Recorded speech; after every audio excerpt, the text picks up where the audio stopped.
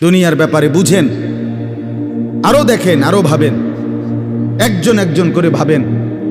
দুনিয়া আরো যদি সাজান, খোদার কসম ক্ষণিকের ক্ষণিকের ক্ষণিকের অল্প সময়ের দুনিয়া চমৎকার সাজাইয়াও তৃপ্ত হইতে পারবেন না, তৃপ্ত হইতে পারবেন। এবছর চমৎকার রং দিছেন বিল্ডিংয়ে, 2 বছরের মাথাত বিভিন্ন খান দিয়া চামড়া উঠিয়া এটা আবার যে সেই, ঠিক কিনা বলেন? তা আবার রং দাও। এই সোফা চমৎকার বানাইছিল, ওই যে বার্নিশ নাই, দেখেন এই যে সোফা, এটা এই যে দেখেন, কথা বলেন না, এই সোফা এটার মধ্যে আসেনি বার্নিশ, তো এটা আবার কি করতে হইব? তো লাভ হইল কই? দুনিয়া তো ধোকা, দুনিয়া ধোকা। এই সৌন্দর্যময় চেহারা নারী 30 বছরের ব্যবধানে উনি বুড়ি, আর কেউ ফিররা সেদিকে ফিরা সেফও হালায় না। আজ যেই যুবতী, যেই বেহায়া নারী, বেপর্দা মহিলা বাজারে বাজারে ঘুরতো, যৌবন, আরে সেটা তার সম্পদ না, তারটা হইলে তো নিজের হইলে তো সে কখনোই বুড়া হইতো না। আল্লাহ তাআলা বলছে, আমি যখন যৌবন শেষ করে দিলাম, তো এখন আর কোন পুরুষ তার দিকে ফিররা থুতুও বালায় না। দুনিয়া এক অবস্থায় থাকে না, এক হালাতে থাকে না বাপ। এই জন্য ছেলেদেরকেও বলি, বাপ জিন্দেগি সুন্দর কর। তোমার এই হাসি থাকবে না, তোমার এই সুস্থ সুন্দর সুঠাম দেহ থাকবে না। আন্তরিকতা নিয়ে শুনলে, নিজের ভিতরে নেক মানসিকতা যদি থাকে, গ্রহণ করার মানসিকতা, আর অল্প কথা তো ফায়দা হয়। আর গ্রহণ করার মানসিকতা না থাকলেও 50 বছর শুনলেও গুনার অভ্যাস ছুটে না। দেখেন না, 70 বছরের বুড়া মানুষ চা দোকানে টেলিভিশন দেখে,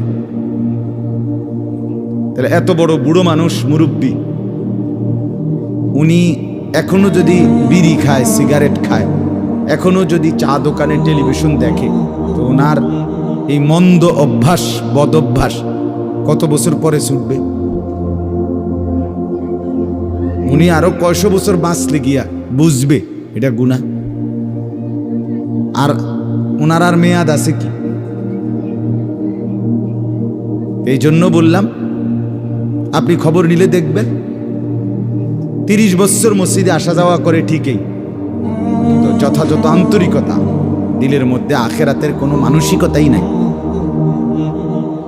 নিজেকে বদলানোর অনুভূতিই নাই, ফিকিরে নাই। সোজা কথা, পরকাল বলতে কিছু, এখন যা আছি তাই। এখন সুখে থাকলে সুখী দুনিয়া, এখন দুঃখে থাকলে দুঃখী। জিফুত যদি ঠিকমতো খানা খাদ্য খাওয়ায় খুশি, ঠিকমতো খানা খাদ্য নাই দুঃখী।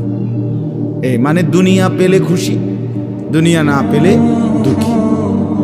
লাভ লোকসান, আয় ব্যয়, হিসাব কিতাব, সুখ আনন্দ, দুঃখ বেদনা, হাসি কান্না, আবেগ অনুভূতি, সবটাই শুধুই দুনিয়াকে কেন্দ্র। এখানে কি পেলাম? এখন কি পেলাম?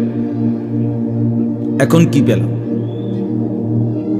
ইনহিয়া ইল্লা হায়াতুনা দুনিয়া নামুতু ওয়া নাহইয়া। আল্লাহ তাআলা বলেন, নাফরমান আর পাপীদের জীবন কেমন হয়? কোরআনে আল্লাহ বলছেন, তাদের অবস্থা হয় এমন যে তারা বলে জীবন কেবলই দুনিয়াটা, আর কোথাও জীবন নেই, আর কিছু নাই। নামুতু ওয়া নাহইয়া, এখানেই মরবো, এখানেই বাঁচবো। ওমা নাহনু বিমাবউসিন। আল্লাহ বলেন, নাফরমানদের দিলের মধ্যে এই বিশ্বাস যে আমাদেরকে পুনরায় কোথাও উঠানো হবে না। আল্লাহ যে বলছেন হাসরের ময়দানে তোমাদেরকে উঠানো হবে, সুম্মা ইন্নাকুম ইয়াউমাল কিয়ামাতি তুবআসুন। আল্লাহ তাআলা বলেন, তোমাদের প্রত্যেককে কিয়ামতের দিন হাসরের মাঠে তোলা হবে। আল্লাহ বলেন, বেঈমানের দিলে এটা থাকে না। তার কথা হলো প্রাপ্তি অপ্রাপ্তি, লাভ লোকসান, ভালো মন্দ, হাসি আনন্দ, দুনিয়া। ছেলে বিদেশ থেকে টাকা পাঠাইতেছে, খুশি। ছেলে বিদেশ থেকে টাকা টুকা ঠিক মতো দেয় না বা কামাই রোজগারি কম, জিজ্ঞাসা করবেন কেমন আছেন, কি এর বালা, আমরা আর বালা কি এর? হ্যাঁ, কি সমস্যা কি তা চাচা? এ ফোলাগারে কত ঋণ ফিন কইরা সুদে টাকা নিয়া কিস্তিতে টাকা লইয়া বিদেশ পাঠাইছি, তেয়ন টাকা পয়সা পাঠায় না, আর বালা কি? তাহলে উনি দুঃখী কেন? টাকা নাই। আবার টাকা পাঠাইতেছে, মাশাআল্লাহ, পান খাওয়ার স্টাইলই আলাদা, চা খানার ঢঙে আলাদা, কথাবার্তার স্টাইলই ভিন্ন। কেমন আছেন? আসি আল্লাহর রহমতে, আপনাকে দোয়ায়, 10 জনের দোয়ায় আল্লাহ ভালোই রাখছে। কেমনে ভালো? এতে আল্লাহর রহমতে টাকা পাঠায়, আমরা তার মা আমি আমরা মিল্লা খাইয়া পইরা ভালো আছি। তাহলে ভালো থাকে দুনিয়া, ভালো থাকলে ভালো নাই দুনিয়া, ভালো না থাকলে আখিরাত, কবর, মৃত্যু পরবর্তী জিন্দেগি, সেটার জন্য কি ব্যাপার? তার জন্য কোনো আলোচনা লাগবে না, এর জন্য কোনো কথা নাই। তাইলে কারো মধ্যে এই আলোচনা নেই, স্বামী স্ত্রী পরস্পরের আলোচনা, এই ঘর সংসার বাজার, খাট ফার্নিচার পালং সোফা, হ্যাঁ, আসবাবপত্র গহনা অলংকার, এই নিয়েই পেরেশান, এই নিয়ে জিন্দেগি এর মধ্যেই আবদ্ধ। তো আখিরাত তাহলে কার জন্য? পরকাল কার জন্য?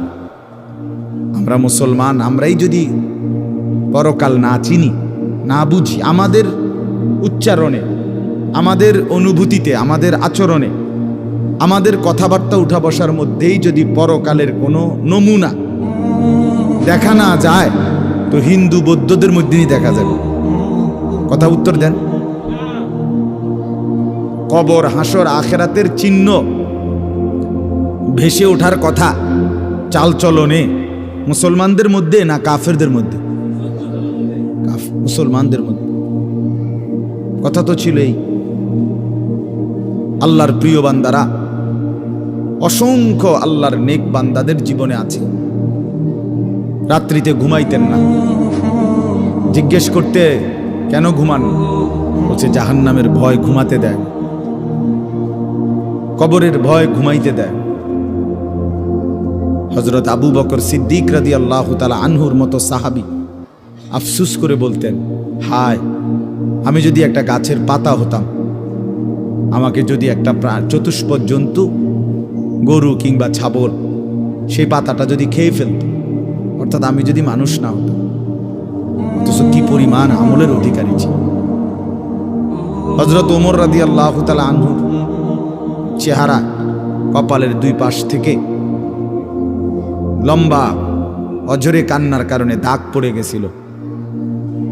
হযরত ওমর রাদিয়াল্লাহু তাআলা আনহুর ইন্তেকালের মুহূর্তে হযরত আব্দুল্লাহ ইবনে আব্বাস সাহাবী, তিনি বলছিলেন, আপনাকে আল্লাহ তাআলা অনেক মর্যাদা দিয়েছেন, আপনি 10.5 বছর মুসলমানদের খলিফা ছিলেন, আপনার মাধ্যমে আল্লাহ তাআলা দিক দিগন্ত মুসলমানদের বিজয় দান করছেন, কত রাজ্য কত এলাকা আপনার এই 10 বছরে বিজয় হয়েছে। আপনার অনেক সম্মান, অনেক মর্যাদা, অনেক গুণ, অনেক বৈশিষ্ট্য। হযরত ওমর রাদিয়াল্লাহু তাআলা আনহু, কিতাবের মধ্যে আছে, উনি চোখের পানি ফেলে বললেন আব্দুল্লাহ ইবনে আব্বাসকে, শোনো, আমি আল্লাহ তাআলার কাছে এতটুকু আশা করি শুধু, যে আল্লাহ, আমার জীবনের যা নেকি আর আমার জীবনের যা গুনাহ, কমপক্ষে আমার নেকিগুলো যেন আমার গুনার মোকাবেলায় বরাবর হয়। অর্থাৎ এতটুকু নেকি যেন কমপক্ষে হয় যে গুনাহগুলোকে মোচন করে দেয়, নেকিগুলো দিয়া গুনাহগুলো যেন মিটে বরাবর হয়।